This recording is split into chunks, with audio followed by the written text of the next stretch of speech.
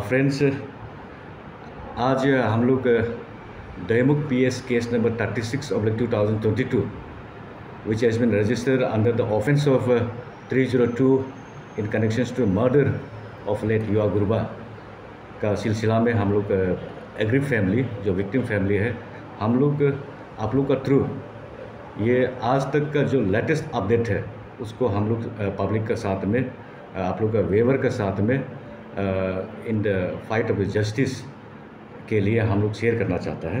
तो नंबर 1, आज तक का जो हम लोग को जो अपडेट मिला है और जो इन्वेस्टिगेशंस का जो स्टेटस है, ये इस प्रकार है कि हम लोग को ये खबर मिला है कि आरजीयू कैंपस के अंदर में इतना सारा CCTV फुटेज कैमरा इंस्टॉल किया गया है, तो उसमें से सिर्फ हमारा दहेमुख पुलिस को ओनली 2 CCTV कैमरा का फुटेज दिया गया है।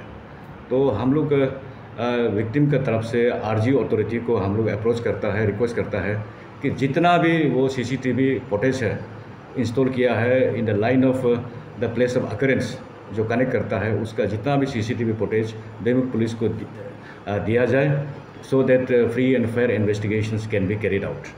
और नंबर 2, जैसा जैसा हम लोग को अभी खबर ये अपडेट मिला और हम लोग का अपना इनपुट का थ्रू, तो अभी हम लोग जो CCTV फुटेज आरजीयू का जो मेन एंट्री गेट है उसका जब हम लोग एग्जामाइन और वेरीफाइड करता है, तो वहाँ पे हम लोग को कुछ शॉकिंग रिपोर्ट मिलता है। ये शॉकिंग रिपोर्ट इस प्रकार है कि ये 21/7/2020 यानी कि उस शाम का इंटरवेनिंग नाइट को जब इंसिडेंट का था, तो उस शाम का जो CCTV फुटेज का जो रिकॉर्ड है वो इस प्रकार है। जो हम लोग का प्राइम एक्यूज जो सस्पेक्ट एक्यूज है तना लालिक, उसका जो नेक्सन कार रजिस्टर जो नंबर है वो AR01L3986, वो आरजीयू कैंपस में 6:57 PM को एंटर करता है। इसके बाद में इमीडिएटली एक स्कूटी एंटर करता है। वो स्कूटी जो है वो आरजीयू का जो सिक्योरिटी रजिस्टर जो मेंटेन किया जाता है उसमें एंट्री है। इसके बाद में मेरा छोटा मामा का गाड़ी घुसता है 6:59 PM को। इसके बाद में आफ्टर हावर्स के बाद में 3:20 AM मॉर्निंग नेक्स्ट डेट को ये एम्बुलेंस वहाँ से बाहर निकल के आता है। देन फिर मेरा मामा का गाड़ी जो है सब्सिक्वेंटली उसमें फॉलोअप करता है। तो इसमें आप सभी को मैं बता दूं कि आरजीयू में जितने भी गाड़ी एंटर होता है तो उस गाड़ी का रजिस्टर एंट्री बुक में एंट्री किया जाता है। और 6:59 में मेरा छोटा मामा का गाड़ी का एंट्री किया गया है रजिस्टर में। लेकिन जो 6:57 जस्ट ए मिनट एगो, सेकेंड एगो, जो प्राइम एक्यूज का गाड़ी जो एंटर होता है उसका गाड़ी का जो नंबर है वो वहाँ पे रजिस्टर में एंट्री नहीं है। तो इसका जो स्टेटमेंट उसने जो दिया जो प्राइम एक्यूज ने कि सारा दिन प्रायर टू इंसिडेंट 2-3 दिन से पहले और इंसिडेंट का डे में कि मेरा उसका अपना बेटा जो अरेस्टेड एक्यूज है तना काचिन को ढूंढा नहीं मिला, और मेरा मामा को फ़ोन किया, छोटा मामा को फ़ोन किया, उसको फिजिकली नहीं मिला, ओवर द फ़ोन डिस्कस किया। ये सारा का सारा चीज़ जो यहाँ में कॉन्ट्राडिक्ट आ रहा है, क्योंकि वही 21/7/22 को शाम को जब एंट्री होता है उसमें सिर्फ डिफरेंस 1 सेकेंड का ही है। वो पहले एंटर करता है, इसके बाद में मेरा मामा एंटर करता है, और उसका गाड़ी एंट्री जो आरजीयू का एंट्री बुक में इनरोल नहीं है, और लेकिन मेरा मामा का रजिस्ट्री बुक में एंट्री है। तो ये 1 सेकेंड का जो फ़र्क है इसमें हम लोग को क्लियर कर दिखाई देता है कि वहाँ पे कंस्पिरेसी हुआ है, और मेरा मामा को कंस्पिरेसी के तहत आरजीयू कैंपस का अंदर में लेके गया है। ये CCTV फुटेज अभी दहेमुख पुलिस का पास में भी अवेलेबल है और हम लोग का पास में भी अवेलेबल है, और आप लोग को आफ्टर दिस हम शेयर भी कर देंगे। तो दूसरा एक जो CDR का जो हम लोग को एग्जामिनेशंस के साथ में जो रिवील हुआ, और एक्यूज़ का प्राइम एक्यूज़ का जो CDR तना लालिक का जो मोबाइल नंबर है 762-892-8117, उसका CDR के हिसाब से वो इंटरवेनिंग नाइट में इतना सारा कॉल किया, वो रात को सो ही नहीं सकता है। He was very much active, और वो दिन में इंसिडेंट का डे में वो बहुत एक्टिव था। तो उसका CDR के हिसाब से और उसका स्टेटमेंट के हिसाब से जब वो प्लेस ऑफ अकरेंस में गया तो इमीडिएटली उसने ये बताया था कि वो सिक्योरिटी एक पर्सनल को कॉल किया था, नाबम तापिंग बोल के। तो नाबम तापिंग को कॉल किया, इसके बाद में नाबम तापिंग जो वहाँ पे आया, और नाबम तापिंग ने भी ये स्टेटमेंट दिया था कि वो आफ्टर टेलीफोनिक इंफॉर्मेशन का बाद में वो प्लेस ऑफ अकरेंस में पहुँचा था। तो अभी CDR के हिसाब से हम लोग को ये रिवील हुआ कि 9:40 PM को ये प्राइम एक्यूज जो सस्पेक्ट एक्यूज है तना लालिक, ये नाबम तापिंग को कॉल किया। देन 9:50 को उसने SMS भी भेजा नाबम तापिंग को। इसका बाद में 1:20 और 1:26 को कंटिन्यूसली उसको फ़ोन किया गया है। दैट मीन्स हम लोग ये फील करता है कि ये जो नाबम तापिंग है वो इंसिडेंट के बारे में डिटेल मालूम है और उसे बताया गया है, और ये प्राइम एक्यूज ने। इसके बाद में RGU का जो मेन एंट्री गेट में है, इसमें RGU का अथॉरिटी को मैं रिक्वेस्ट करूंगा कि आप वहाँ पे पढ़ा लिखा जो एम्प्लॉय है उसे सिक्योरिटी में रखिए, क्योंकि RGU में जितना भी गाड़ी एंट्री होता है उसका रजिस्टर में इनरोल किया जाता है और एंट्री किया जाता है। तो उस दिन में हम लोग ये उसका जो भी गाड़ी वहाँ पे एंट्री हुआ उसका RC और रजिस्ट्रेशन का ऊपर में हम लोग जब एग्जामिन किया तो सीरीज़ ऑफ कॉन्ट्राडिक्ट चीज़ मिला। वहाँ पे जितने भी गाड़ी 4 पहिया गाड़ी है, वो 4 पहिया गाड़ी जब वेरिफिकेशन में वो 2 बाइक का निकल जाता है और कुछ लोग दूसरा ये मॉडल ऑफ गाड़ी का निकल जाता है, जैसा एंट्री है वैसा नहीं है। तो RGU वाला भी वो देखना है कि वो जितना भी वहाँ पे सिक्योरिटी जो पर्सनल है उसको सही ढंग से एंट्री करने के लिए और सही ढंग से वेरीफाई करके रजिस्ट्री में एंट्री करने के लिए उसको करना है, so that father no untoward incident should be taken place with RGU campus, because RGU जो है बहुत बदनाम है। अभी series of incident has been taken place, murder होता है, सुसाइड भी होता है, लेकिन आउटकम वो नील है। और आउटकम भी नील इसलिए है कि वहाँ से कोई एविडेंस भी मिलता नहीं है और RGU अथॉरिटी भी सपोर्ट नहीं करता है कि एविडेंस को वॉलंटरली देने के लिए। तो दूसरा चीज़ हम लोग ये है कि RGU अथॉरिटी को कि ये जो अभी जो CCTV जो हम लोग बात कर रहा है वो CCTV फुटेज दैमुख पुलिस को देना है कि बॉम्बे कॉलोनी का जो CCTV फुटेज है और लाइब्रेरी में जो CCTV फुटेज वो इंस्टॉल है उसको भी देना है। देन बस स्टैंड और अपोजिट जो पार्क है उसमें सीरीज माने नंबर्स ऑफ ये CCTV फुटेज इंस्टॉल है। वो CCTV फुटेज गेस्ट हाउस का भी जितना भी हो वो एक्यूज का जो घर से जो माने कनेक्टेड है और प्राइम एक्यूज का उसका भी CCTV फुटेज पुलिस दैमुख पुलिस को भी देना है और हम लोग को भी देना है। इसका बाद में ये दैमुख पुलिस को हम लोग ये रिक्वेस्ट करना चाहता है कि ये CDR जो एक्यूज का है वो CDR को प्रॉपरली एग्जामाइन कीजिए और एग्जामाइन करके उसमें आपको सारा का सारा एविडेंस मिलेगा, सारा का सारा द प्राइमा फेसी जो ग्राउंड है जो कमीशन ऑफेंस के लिए फर्स्ट तो उसके लिए कंस्पिरेसी होता है और कंस्पिरेसी के बाद में मर्डर हुआ, इसके लिए आपको सफिशिएंट एविडेंस मिलेगा। इसके बाद में ये जो जितने भी कनेक्टेड यहाँ पे विटनेसेस है उसको तुरंत से तुरंत कॉल करके स्टेटमेंट रिकॉर्ड कीजिएगा। इसके बाद में वो जो हम लोग स्टार्टिंग से बोल रहा है कि जो एक्यूज जो कन्फेस कर रहा है उसका 164 सेक्शन 164 के तहत उसको कोर्ट में भेजें, उसका स्टेटमेंट रिकॉर्ड करें और जो भी हम लोग फैमिली का तरफ से एग्री फैमिली का तरफ से जो भी बनता है वो हम लोग साथ देंगे। और ये जो आप लोग का साथ में जो लेटेस्ट जो अपडेट है जो लेटेस्ट इंफॉर्मेशन है ये हम लोग ऐसा नहीं कि ये पुलिस का अगेंस्ट में जाके कर रहा है, ये ऐसा क्योंकि मर्डर हुआ है और हम लोग ये इन्वेस्टिगेशन को सेटिस्फाई नहीं है, इसीलिए पब्लिक को हम लोग शेयर कर रहा है कि सो दैट पब्लिक भी समझ सके कि एक्चुअली इंसिडेंट जो किया किसने है, जो हम लोग का जो प्राइम सस्पेक्ट है वो सही है ना गलत है, इसके लिए हम लोग आप सभी के साथ में शेयर कर रहा है। And after this president of युवा वेलफेयर सोसाइटी मेरा बड़ा मामा युवा ज्योति विल एड्रेस यू। अच्छा, सबसे पहले मैं आप मीडिया फ्रेंड्स को फिर से धन्यवाद कहना चाहूँगा। आप लोग इतना दूर से आया ये जो हमारा प्रेस ब्रीफिंग को कवर करने के लिए। जो हम लोग का जो मुहिम चल रहा है, जो युवा गुरबा के लिए जो एक हम लोग जस्टिस मांग रहा है, ये चीज़ अभी तक हम लोग को कुछ फ्रूटफुल रिजल्ट नहीं मिलने के कारण से हम लोग फिर ये दोबारा प्रेस ब्रीफिंग करना पड़ रहा है। I really thank you all. सबसे पहले तो उस दिन कैंडल लाइट मार्च में हमने कुछ ब्रीफ कर ही चुका था उसमें, लेकिन वहाँ में कुछ पॉइंट्स छूट गया था, उसको मैं तो ऐड करना चाहूँगा। जैसे वो काफ़ी स्पीकर लोग ने भी उसको जिक्र किया, फिर भी मैं दोबारा और ताकि पब्लिक और क्लियर हो इस चीज़ को लेके, मैं इसलिए उसको और यह बताना चाहूँगा। जैसे इंसिडेंट से पहले वो फादर ने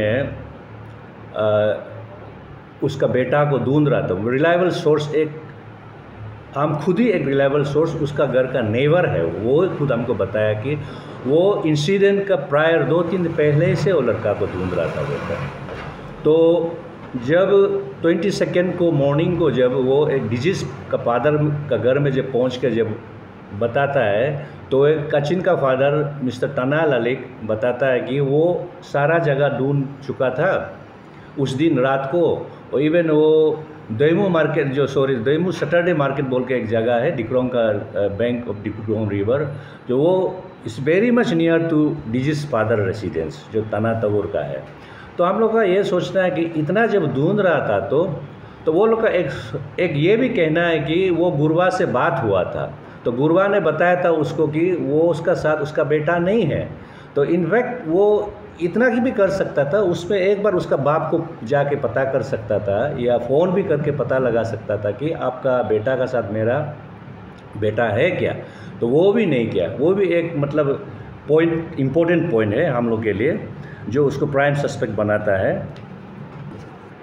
जैसे उस दिन हम लोग उस दिन भी मैंने दोहराया था, जैसा एक फ़ाइट का बारे में, अगर वो लड़का जो अभी जो कस्टडी में है वो खुद मर्डर किया बोल के जो अगर वो अपने आप कन्फेस कर रहा है, तो ये हम लोग एक जस्ट लेमैन भी इस चीज़ को आप देख के बता सकता है कि दो आदमी का फाइट होने से दोनों में से कुछ इंजरी का मार्क होना चाहिए, कुछ स्केयर होना चाहिए, कुछ वेयर एंड टियर होना चाहिए।